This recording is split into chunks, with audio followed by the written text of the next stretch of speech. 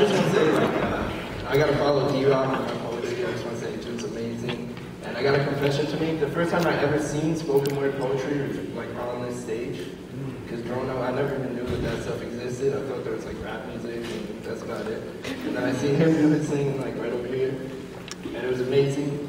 And then, do I have Dominique from Basic in the house? Okay.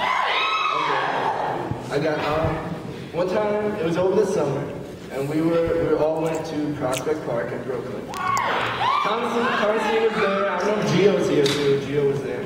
And we got on the subway. And, you can't hear me? And Dominique stood up on the subway and decided to say to everybody on the train, "Excuse me, can I have your attention?" and started just reading some spoken word poetry.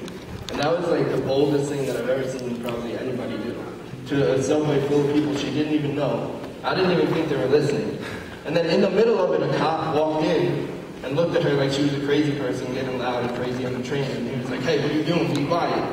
And then she just looked at him and then looked back at everybody and then finished the poem, and everybody on the whole train just started going crazy, clapping. And I was just like, wow, you know, she's crazy. And then, yeah, exactly. And then we switched the next train, and Thomasine just started singing. Just started singing for everybody on the train. I was like, wow. And then they look at me and they're like, all right, you go. It's your turn. I was like, oh no. So I did that, and I've really just conquered a lot of fears doing that, like being able to speak in front of people, and like, the commuters are probably sick of me because I've just been standing up on the commuter bus, like, just speaking poetry and like, but yeah, so I've never really done spoken word, but I'm just gonna go ahead and get right into something that I wrote, and I just hope it touches you guys' hearts. So, alright, I'm gonna go ahead.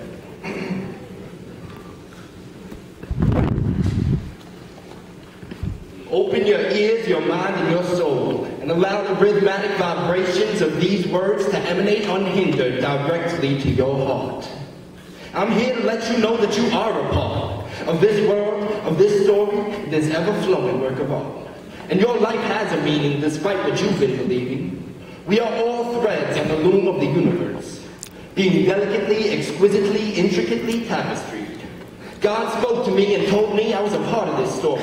And who I used to be doesn't really matter, because now I'd be used to be bringing his name glory. And what happened to me happens to be the best thing that you could happen to see. And I'm not sure why it happened this way, but now I've got more love in me than Valentine's Day.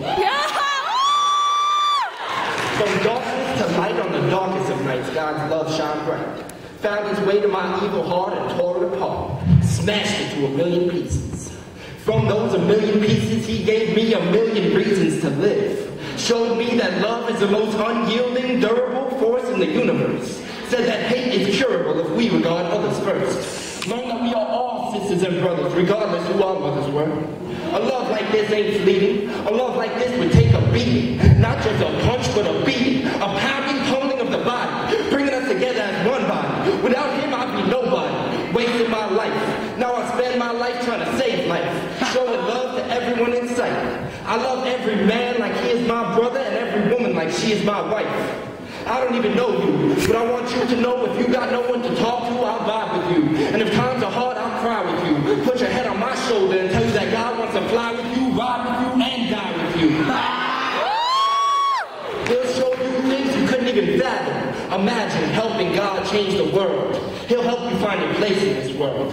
Ask God, look hard, and you can see his face in this world. Thank you.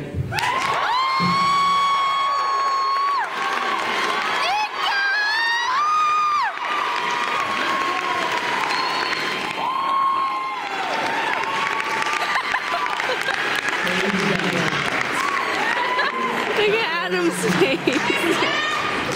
I was on one of those commuter buses when he did that. It was crazy.